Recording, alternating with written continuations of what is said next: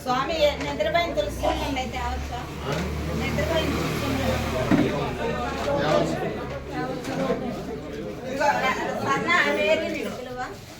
Mary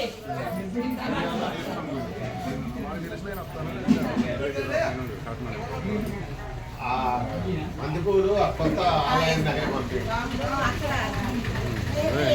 Satyanarayana గారు జనాలంటే వడలాడికి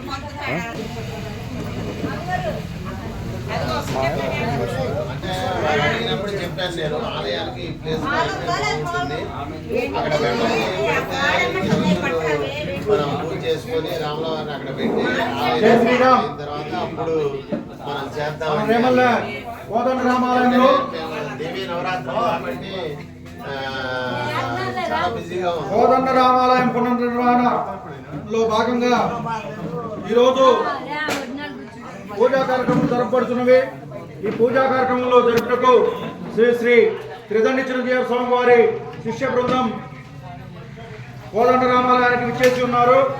కావున భక్తులందరూ ఈ కార్యక్రమంలో పాల్గొని ఈ కార్యక్రమాన్ని జయప్రదం చేసి తీర్థ ప్రసాదం స్వీకరించి స్వామివారి ప్రముఖ పాత్రలు కావాలని కోరుతున్నాం. జై శ్రీరామ్. ఏర్పాట్లు అవన్నీ చేస్తున్నారు. చక్కగా అన్ని రకాలుగా సాగుతుంది. ఇక ప్రారంభిస్తున్నాం.